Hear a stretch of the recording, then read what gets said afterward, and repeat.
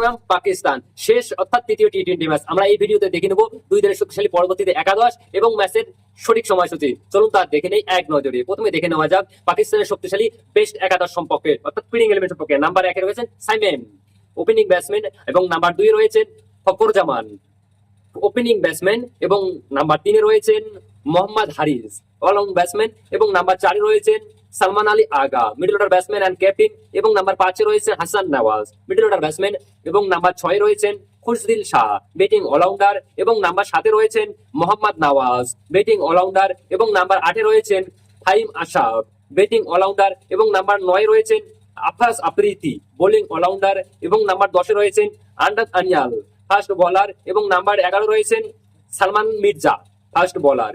এখন চলুন দেখে নেওয়া যাক ভাই সোনার দেশের টাইগার বাহিনীদের প্লেইং 11। তো চলো দেখা যাক। নাম্বার 1 এ তানজিদ হাসান তামিম ওপেনিং ব্যাটসম্যান এবং নাম্বার 2 এ রয়েছেন পারভেজ হাসান ইমন ওপেনিং ব্যাটসম্যান এবং নাম্বার 3 এ রয়েছেন Liton Kumar Das allround captain. Number 4 এ রয়েছেন Towhid Hridoy middle order batsman এবং নাম্বার 5 এ রয়েছেন Jaker Ali Anik middle order batsman এবং নাম্বার 6 এ রয়েছেন শামীম হাসান পাটোয়ারি ব্যাটিং অলরাউন্ডার এবং নাম্বার 7 এ রয়েছেন শেখ মেহেদি হাসান বোলিং অলরাউন্ডার এবং নাম্বার 8 এ রয়েছেন মেহেদি হাসান মিরাজ ব্যাটিং অলরাউন্ডার এবং নাম্বার 9 এ রয়েছেন তানজিদ হাসান সাকিব ফাস্ট বোলার।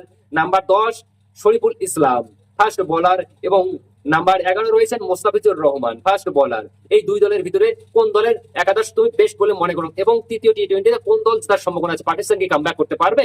অবশ্যই কমেন্টে বলবেন। এখন দেখে নেওয়া যাক বাংলাদেশ বনাম পাকিস্তানের শেষ অর্থাৎ টি-20 ম্যাচের সময়সূচি এবং ভেন্যু। তারিখ 24শে জুলাই 2025, সময় বৃহস্পতিবার সন্ধ্যা 6টা বাংলাদেশ সময়, শেরবাংলা ন্যাশনাল স্টেডিয়াম, ঢাকা।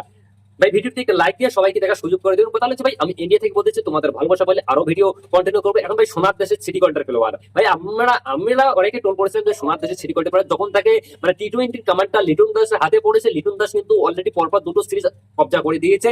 তো আশা রাখছি যে আগামীতে লিটন দাসের ক্যাপ্টেন্সিতে হয়তো অনেক কিছু করতে পারে। কারণ লিটন দাস যখন থেকে ক্যাপ্টেন্সি পেয়েছে কিন্তু হয়তো টেস্টে এবং ওডিআইতে হার হতে পারে, কিন্তু টি-20 কিন্তু অসাধারণ পারফরমেন্স করতেছে লিটন দাস, যা লিটন দাসের তারিফ করতেই হবে। তো চলো আজকের মধ্যে এটাই, বাই।